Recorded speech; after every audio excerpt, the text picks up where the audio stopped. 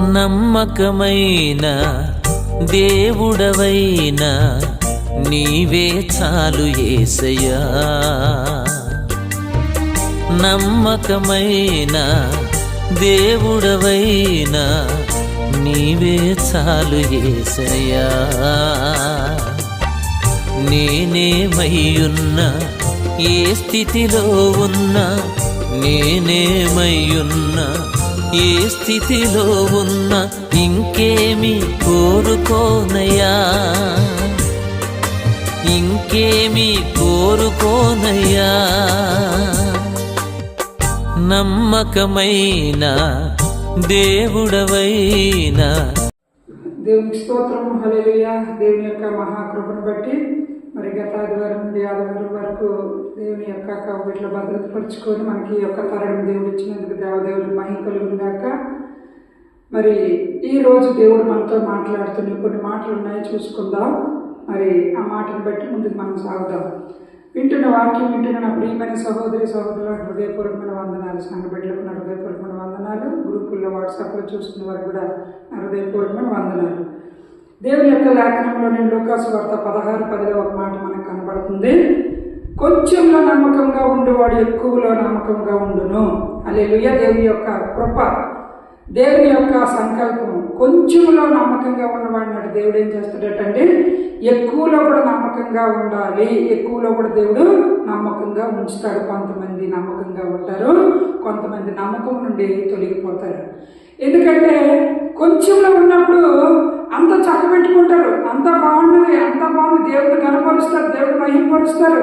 ఎక్కువ వచ్చినప్పుడు దేవుడిని మహిమపరచడానికి కనపరచడానికి వారికి టైం ఉండదు.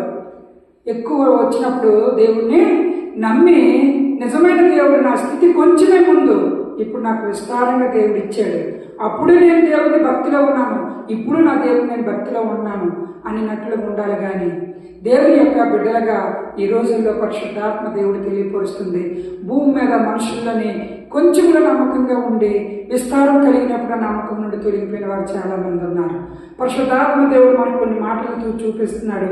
ఈ నమ్మకం విషయంలో కొన్ని మాటలు మనం చూసినప్పుడు పిలుపులో నమ్మకంగా ఉండాలి, పరిచర్యలో నమ్మకంగా ఉండాలి, తలాంతుల్లో నమ్మకంగా ఉండాలి. మూడింటిలో కూడా నమ్మకంగా మనం ఉన్నప్పుడే దేవుని యొక్క పని చేయగలము. మన యొక్క అభివృద్ధి కూడా ప్రజలు చూస్తారు. మన యొక్క సంకల్పాలు, దేవుడు చూపిస్తున్న సంకల్పాలు మన పట్ల జనులు చూస్తారు. కాబట్టి నమ్మకమైన బిడ్డలుగా మనం ఉంటాము. మూడు ఉన్నాయి. ఏమున్నాయంటే కొంచెంలో నమ్మకంగా ఉన్నప్పుడట ఎక్కువలో కూడా నమ్మకంగా ఉంటామని నమ్మి దేవుడు నీకు పిలుపులో నమ్మకత్వము, పరిచర్యలో నమ్మకత్వము, తలాంతుల్లో నమ్మకత్వము నమ్మి దేవుడు నీకు ఇచ్చాడని వాక్యం సెలవిస్తుంది. మరి ఆ నమ్మకమైన దేవుడు నిన్ను నమ్మి ఇవన్నీ నీ చేతికి అప్పగించినప్పుడు నువ్వు నమ్మకం కలిగి దేవుని కొరకు జీవిస్తున్నావా? పరిశుద్ధాత్మ దేవుడు నిన్ను అడుగుతున్నాడు. నువ్వు నమ్మకం కలిగి నేను జీవిస్తున్నాను తండ్రి, నీ కొరకు నేను జీవిస్తున్నానని చెప్పగలుగుతున్నావా? చెప్పగలిగినట్లుగా నువ్వు ఉన్నావైతే నువ్వు నమ్మకమైన బిడ్డ. కొంచెంలో నమ్మకమో విస్తారంలో నమ్మకం కలిగిన బిడ్డవి. కాబట్టి దేవుని ప్రజలుగా ఈరోజు అంచె దినాల్లోని నమ్మకత్వాన్ని కోల్పోతూ ఉన్నారు. దేవుని నమ్మిన వారు ఎప్పుడు కూడా చెడిపోలేదు, దేవుని నమ్మిన వారు ఎప్పుడు కూడా చెదిరిపోలేదు, దేవుని నమ్మిన వారు ఎప్పుడు కూడా చిన్నవారుగా లేరు, దేవుడు ఉన్నతమైన వారిగా ఉంచాడు. నమ్మాలి నమ్మకంగా. లూకాసు వార్త 16:10 మనం చదువుకున్నాము. మిక్కిలి కొంచెంలో నమ్మకంగా ఉండువాడు ఎక్కువలో నమ్మకంగా ఉండును, మిక్కిలి కొంచెంలో అన్యాయంగా ఉండువాడు ఎక్కువలో అన్యాయంగా ఉండెను. నిన్ను దేవుడు పరీక్షిస్తున్నప్పుడు కొంచెం నువ్వు వెలగొన్నావు, ఎక్కువ వచ్చినప్పుడు వెలగొన్నావు. పరీక్షలు కలుగుతున్నప్పుడు నువ్వు కొంచెములు అదే నమ్మకంగా ఉండాలి, ఎక్కువలు అదే నమ్మకంగా ఉండాలి. అన్యాయం అనేది నీలోనికి రాకూడదు. మొదటి దశలోనిక పత్రిక 5:23 ఒక మాట మనకు కనబడుతుంది. మొదటి దశలోనిక పత్రిక చదువుకుంటుండగా అపోస్తలుడైన పౌలు దశలోని పత్రిక మనకి తేట తెలియపరుస్తున్న మాటలు. సమాధానకర్తయగు దేవుడే మిమ్మల్ని సంపూర్ణంగా పరిశుద్ధపరచునుగాక, మీ ఆత్మయు జీవము శరీరము మన ప్రభు అయిన యేసుక్రీస్తు రాకడయందు నిందారహితముగాను సంపూర్ణముగాను ఉండినట్లు కాపాడబడునుగాక. ఎలా ఉండాలండి? ఆత్మయు జీవము శరీరము మన ప్రభు అయిన యేసుక్రీస్తు రాకడయందు నిందారహితముగాను సంపూర్ణముగాను ఉండినట్లు కాపాడబడునుగాక. దేవుడు నా కొరకు నమ్మి పని అప్పగించాడు, పరిచర్యను అప్పగించాడు.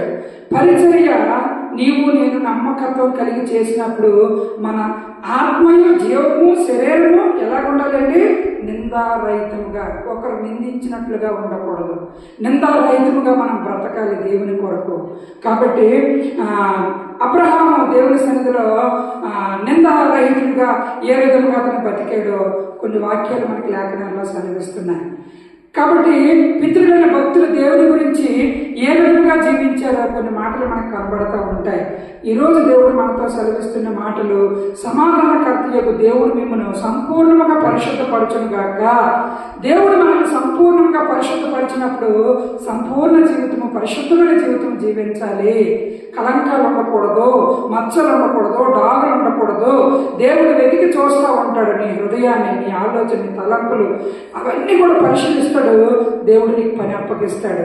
ఆ పని, క్రీస్తు పని నువ్వు చేస్తున్నప్పుడు మరి ఎలా ఉండాలి? సంపూర్ణంగా పరిశుద్ధముగా పరచబడి కాక మీ ఆత్మయు జీవమును శరీరమును మన ప్రభువైన క్రీస్తు రాకడ యందు నిందారహితంగా ఉండాలి. సంపూర్ణంగా ఉన్నట్లు కాపాడబడునుగాక. మరి నీవు కాపాడుకుంటున్నావా? సంపూర్ణంగా దేవుళ్ళో నా దేహము, నా ఆత్మ, నా శరీరము, నా యొక్క దేవుడిచ్చిన ఆత్మీయతమైన జీవితము, జీవము, శరీరము, ఈ పరిశుద్ధతలో నేను ఉండగలుగుతున్నానా? నా దేవుడు నాకు నిందారహితుడిగా ఉన్నావా అని అడిగినప్పుడు, లేదయ్యా నేను అపవిత్రమయ్యానని అంటున్నావా? దేవుడు రాకడ వరకు కూడా నాకు అప్పగించిన పనులను నమ్మకంగా ఉండాలా? పనిలో నమ్మకంగా ఉంది నీ ఆత్మ, నీ దేహము, నీ శరీరము సమస్తాన్ని కూడా దేవుడి కొరకు నిందారహితంగా బ్రతకాలని పరిశుద్ధాత్మ దేవుడు అపోస్తలుడైన పౌలు దశలోనిక పత్రికలో మనకు తెలియపరచిన మాట. ఈ దశలోనికీయులలో మనం చదువుకునే మాటను బట్టి నీవు నేను ఆయన రాకడ వరకు నమ్మకమైన బిడ్డలుగా మనం బ్రతకాలి, పరిశుద్ధపరచుకోవాలి, పరిశుద్ధంగా మనం బ్రతకాలి. ప్రతి అపవిత్రం ఏదైనా మనకి చూసినప్పుడు గద్దించాలి. వ్యతిరేకమైన మనుషులకి గద్దించినప్పుడు మన మీదకి అపవాది దాడులు వస్తాయి. వాటన్నిటిని మనం భరించినప్పుడే నీవు నేను దేవుని దగ్గర బలా నమ్మకమైన మంచి దాసురాలు అనిపించుకుంటాము. ఈ లోకంలో ఎలాంటి తంత్రాలతో ఉండాలనంటే మరి వ్యతిరేకమైన తంత్రాలు, మరి దేవుని కంటే మనుషుల్ని కనపరుచుకుని బ్రతుకుతూ ఉన్నారు. కాబట్టి పరిశుద్ధాత్మ దేవుడు తెలియపరుస్తున్న మాటలు, నీవు నేను మన ఆత్మ, మన శరీరము నిందారహితంగా దేవుని దగ్గర మనం బ్రతకాలి. దశలోనికీయుల పత్రిక 5:24 ఒక మాట కనబడుతుంది. మిమ్మల్ని పిలిచిన వాడు నమ్మకమైన వాడు కనుక అలాగూ చేయును. మిమ్మల్ని పిలిచిన దేవుడు, పరిచర్యకి పిలిచిన దేవుడు నమ్మకమైన వాడు. కాబట్టి ఎక్కడ అపవిత్రమైన దానికి చోటు ఉండకూడదు, పవిత్రమైనది, పరిశుద్ధమైన చోటే ఉండాలి. కాబట్టి ఆయన మిమ్మల్ని పిలిచిన వాడు నమ్మకమైన వాడు కనుక అలాగూ చేయును. ఎలా చేయును? ఆయన రాకడలోని నీవు నేను నిందారహితులుగా ఉన్నట్లుగా దేవుడు చేస్తానని వాక్యం సెలవిస్తున్నాడు. కాబట్టి ఆత్మను, శరీరాన్ని పరిశుద్ధపరచుకుంటూ సంపూర్ణతలో ఉంటూ కాపాడుకునే వారిగా మనం ఉండాలి. అలాగనే లూకాసు వార్త 12:42 ఒక మాట మనకు కనబడుతుంది. ప్రభువు ఇట్లను తగిన కాలమందు ప్రతి వారికి ఆహారం పెట్టుటకు యజమానుడు తన ఇంటి వారి మీద నియమించినట్టు నమ్మకమైన బుద్ధి గల గృహ నిర్వాహకుడుగా ఉండాలి. ఎవరండి? ప్రభు ఇట్లను తగిన కాలమందు ప్రతి వారికి ఆహారం పెట్టుటకు యజమానుడు తన ఇంటి వారి మీద నియమించినట్టు నమ్మకమైన బుద్ధి గల గృహ నిర్వాహకుడుగా ఉండాలి. నమ్మకమైన బుద్ధి గృహ నిర్వాహకుడుగా ఉండాలి. నీ బుద్ధి చెడిపోకూడదు, నీ బుద్ధి చెత్త పెంట్లో పెట్టుకోకూడదు, నీ స్వబుద్ధి మీద నువ్వు ఆధారపడకూడదు. దేవుడు నీకు ఇచ్చిన మంచి బుద్ధిని పట్టుకొని దేవుని కొరకు నువ్వు బ్రతకాలి. దేవుడు పరిచర్య పని అనుకున్నప్పుడు మరి చివరాఖరి వరకు దేవుని దగ్గర మనం నమ్మకంగా ఉండాలి. బుద్ధి విషయంలోనే పాడవకూడదు. ఇంటి వారి మీద నియమించినట్టు నమ్మకమైన బుద్ధి గల. చూడండి, ఇంతవరకు మనం బుద్ధి అనేక విధాలుగా చదువుకున్నాం. బుద్ధి నమ్మకం కూడా ఉండాలి. బుద్ధిలో కూడా నమ్మకత్వాన్ని దేవుడు వెతుకుతాడు. కాబట్టి నమ్మకమైన బుద్ధి కలిగిన వారిగా ఉండాలి, గృహ నిర్వాహకులుగా ఉండాలి, మంచి వారిగా ఉండాలి. అలాగే లూకాసు వార్త 12:43 ఏముందంటే, ఎవరి ప్రభువు వచ్చి వాడు అలాగూ చేయుచుండుట కనుగొనునో ఆ దాసుడు ధన్యుడు.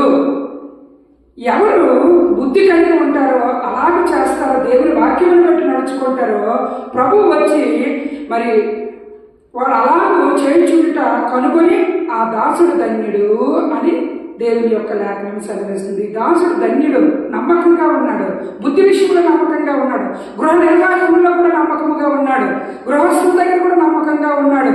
ఈ యొక్క దాసుడు నమ్మకమైన వాడు ధన్యుడు, బుద్ధి విషయంలో కూడా నమ్మకమైన వాడు ధన్యుడు అని దేవుడు సెలవిస్తున్నాడు. వంకర బుద్ధులు, డొంకర బుద్ధులు, దేవునికి వ్యతిరేకమైన బుద్ధులు కలిగిన వారు దేవునికి నచ్చదు. యథార్థవంతుని దేవుడు బలపరుస్తాడు, యథార్థవంతుల్ని దేవుడు స్థిరపరుస్తాడు, యథార్థవంతుని దేవుడు ఏం చేస్తాడంటే ఉన్నతముగా నడిపిస్తాడు. యథార్థవంతులు బలపరచడానికి దేవుని కను దృష్టి లోకమంతా సంచారం చేస్తుంది. నీలో నాలో యథార్థత పోకూడదు. నీవు నేను ఎదిరించి ఖండించే వారిగా మనం ఉండాలి, బుద్ధి చెప్పేవారిగా మనం ఉండాలి. నీకు నాకు వ్యతిరేకమైనవి దురాత్మ తంత్రాలు లేస్తున్నప్పుడు వాటిని అనగతొక్కగలిగిన శక్తి దేవుడు మనకి ఇచ్చాడు. దేవుని ఆత్మ మనలో ఉంది, దురాత్మ మనలో లేదు. దురాత్మ కలిగిన వాడు అటువంటి వాటిని ప్రోత్సహిస్తాడు, దేవుని ఆత్మ కలిగిన వాడు ఖండిస్తాడు. కాబట్టి దేవుని పిల్లలమైన మనం నేర్చుకోవాలి. అంచె దినాల్లో ఉన్నాం, ఎక్కడ చూసినా నెమ్మది లేదు భూమి మీద. కాబట్టి మత్తయి సువార్త 25:22లో ఏముందంటే, అలాగ 2 తలాంతులు తీసుకున్నవాడు వచ్చి, అయ్యా నీవు నాకు 2 తలాంతులు అప్పగించితివే, అవియే కాక మరి 2 తలాంతులు సంపాదించితినని చెప్పాను. చూడండి, అంత బుద్ధైన వాడు.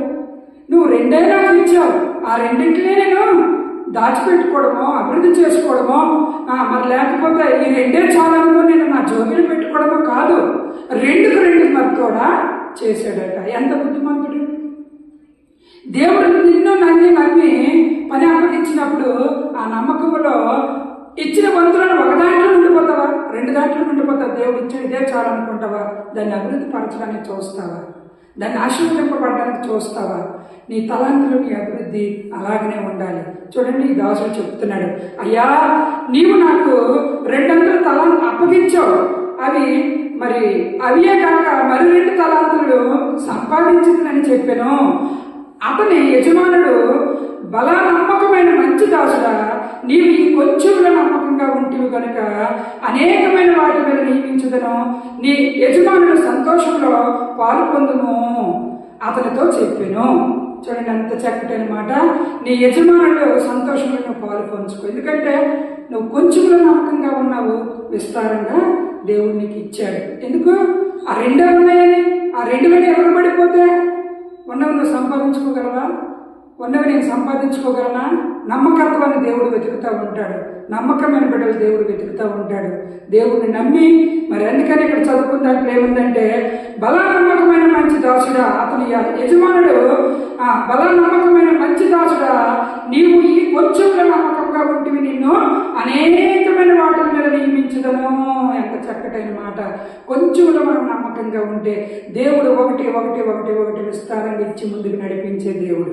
ఎదుటివారు అవన్నీ చదువుతూ ఉంటారు, వారవలేక ముఖాల మీద మనకి అడుగుతూ ఉంటారు. పరిశుద్ధాత్మ దేవుడు చేస్తున్న కార్యాలు నువ్వు నమ్మకంగా ఉన్నావా? నువ్వు నమ్మకంగా ఉంటే నమ్మకంగా దేవుడు కార్యాలు ఉన్నతంగా చేస్తాడు. ఈ యజమానుడు, ఈ యాజకుడు ఏం చేశాడంటే, ఈ యొక్క సేవకుడు ఏం చేశాడు, అయ్యా నీకు ఇచ్చినవి 2 కానీ మరొక 2 నేను తలాంతులను పట్టుకున్నానయ్యా అంటే దేవుడు ఇచ్చి చూపిస్తాడు. వీళ్ళ జ్ఞానం ఎలాగుంది, వీళ్ళ భక్తి ఎలాగుంది, నమ్మకం ఎలాగా ఉందని. నీకు ఇచ్చిన 2లోనే నష్టపరుచుకునే వారు ఉంటారు, ఆ 2 లేకుండా చేసుకునే వారు ఉంటారు. ఒకవేళ 2 ఇస్తే మరికొద్దిగా అభివృద్ధి పరిచి భూమిలో పాతేసి ఇది లేకుండా చేసుకునే వారు చాలామంది ఉంటారు. అలాంటి దోషంలోకి వెళ్లకుండా దేవుని అడిగినప్పుడు, అయ్యా నువ్వు 2 ఇచ్చావు, మరొక 2 నేను జోడించేసాను, నువ్వు 1 ఇచ్చావు, మరొక 4 నేను జోడించేసాను. అప్పుడు బలా నమ్మకమైన మంచి దాసుడా, కొంచెంలో నమ్మకంగా ఉన్నావు, విస్తారంగా ఏమంటున్నాడు, యజమాని సంతోషంలో పాలు పొందమని అతనితో చెప్పాడు. దేవుడు నీకు యజమానుల్లోని సంఖ్యలను పెట్టి అందులో ఆనందంలో పాలు పొందులు దేవుడు ఇచ్చాడు. కాబట్టి దేవుని పిల్లలమైన మనం ఈరోజు నేర్చుకున్నవి నమ్మకత్వాన్ని దేవుడు చూస్తున్నాడు, నమ్మకమైన కుటుంబాన్ని చూస్తున్నాడు, నమ్మకమైన భక్తుని చూస్తున్నాడు, నమ్మకమైన దైవజనులు చూస్తున్నాడు. అంచె దినాల్లో నమ్మకత్వం పోయింది. డబ్బును ప్రేమిస్తూ ఉన్నారు, దేవుని దూరంగా చేసుకుంటున్నారు. ఏమంటే మనము దేవుని ప్రజల్ని, దేవుని సంఘ బిడ్డలైనా, విశ్వాసులైనా, సేవకులైనా మనం వారిని ఒక కార్యక్రమం చేసినప్పుడు నమ్మి వారిని మనం పిలుస్తాం. పిలిచినప్పుడు పాట, ఆ అక్కడికి వస్తే ఎంత ఇస్తారు, ఇక్కడికి వెళ్తే ఎంత ఇస్తారు. సేవకుల్లో బయలుదేరుతున్నది ధనాపేక్ష. దేవుడు నమ్మి నీకు ఇచ్చిన తలాంతులు ఏం చేస్తున్నావు? పరిశుద్ధాత్మ దేవుడు అడుగుతున్నా, నీ తలాంతుల భూమిలో పాతి పెట్టుకుంటున్నావా? నీ తలాంతులను అభివృద్ధి పరుస్తున్నావా? అయితే ఇదిగో యాజకుల యొక్క ఏమనుందండి, యజమాని సంతోషంలో పాలు పొందుకొని నీకు సంతోషంలో పాలు పొందుకున్నట్లు చేస్తాడు దేవుడు. నువ్వు ధనాపేక్ష చేత నువ్వు బ్రతుకుతే నీకు నీ ఆత్మీయ జీవితం అంతే. పరిశుద్ధాత్మ దేవుడు ఈరోజు మనతో చక్కటైన మాటలు తెలియపరుస్తున్నాడు. నువ్వే సంఖ్యలో ఉన్నావు, దేవుని యొక్క ప్రార్థన కూటానికి రమ్మంటే ఏ ధనం ఇస్తారు, ఏ డబ్బు ఇస్తారు, ఏది ఇస్తారని ఆలోచనలో ఉన్నావా? అక్కడికి వెళ్ళి ఏ మాట ద్వారా నేను ఇంకా బలపరచబడాలి, ఇంకా అనేక మందికి నేను చెప్పి దేవుని వైపుకి నడిపించాలని వెతుకుతున్నావా? అలాగే తలాంతులు చూసుకున్నప్పుడు 2 దేవుడు ఇచ్చినప్పుడు మరొక 2 సంపాదించాడు. నమ్మకమైన బలా మంచి దాసులు అనిపించుకున్నాడు. కాబట్టి దేవుని పిల్లలమైన మనము అంచె దినాల్లో ఉన్నాం. ధనానికి చోటిస్తే దేవునికి చోటు లేదు. ధనం ఎక్కడుందో అక్కడ భక్తి అనేది లేదు. భక్తిహీనతే ధనం ఎక్కువగా పట్టుకొని భక్తిహీనులు అయిపోయిన వారు చాలా మంది ఉన్నారు. నీ ధనము నిన్ను బలపరచదు, నీ ధనము నిన్ను రక్షించదు. నీ విశ్వాసము నమ్మకత్వం కలిగి నువ్వు దేవుని పట్ల ఉంటే నమ్మకమైన కార్యాలు దేవుడు చేస్తాడు. చిన్నపాలో పాడుకొని ముగించుకుందాం. నమ్మకమైన దేవుడవైన నీవే చాలు యేసయ్యా, నమ్మకమైన దేవుడవైన నీవే చాలు యేసయ్యా. నేనేమై ఉన్నా, ఏ స్థితిలో ఉన్నా, నేనేమై ఉన్నా, ఏ స్థితిలో ఉన్నా, ఇంకేమీ కోరుకోనయా, ఇంకేమీ కోరుకోనయా. నమ్మకమైన దేవుడవైన నీవే చాలు యేసయ్యా. కష్టకాలమందు గుండె జారిపోయిన గమ్యమే తెలియకుండునా, కష్టకాలమందు గుండె జారిపోయిన గమ్యమే తెలియకుండునా.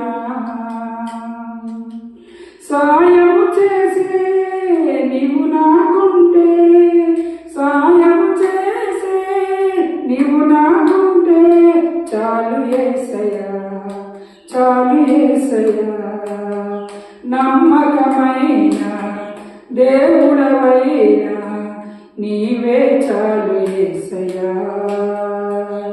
నమ్మకమైన దేవుడు చూస్తాడు. నమ్మకమైన దేవుడు మన పట్ల ఉన్నాడు. మనకంతే చాలు, మనకంతే ఆనందము. కాబట్టి ఈరోజు మనం నేర్చుకున్న దాంట్లో ఏమిటంటే, కొంచెం నమ్మకంగా ఉండేవాడు ఎక్కువలో నమ్మకంగా ఉండును. అటు విషయంలోనే పిలుపులో నమ్మకత్వం, పరిచర్యలో నమ్మకత్వం, తలాంతుల్లో నమ్మకత్వం ఉన్నాయా? పరిశుద్ధాత్మ దేవుడు వెతుకుతా ఉన్నాడు. అలాంటివి కలిగి మనం ఉన్నప్పుడు విస్తారంలోని దేవుడు నడిపిస్తాడు. కళ్ళు మూసుకుందాం, ప్రార్థన చేసుకుందాం. స్తుతి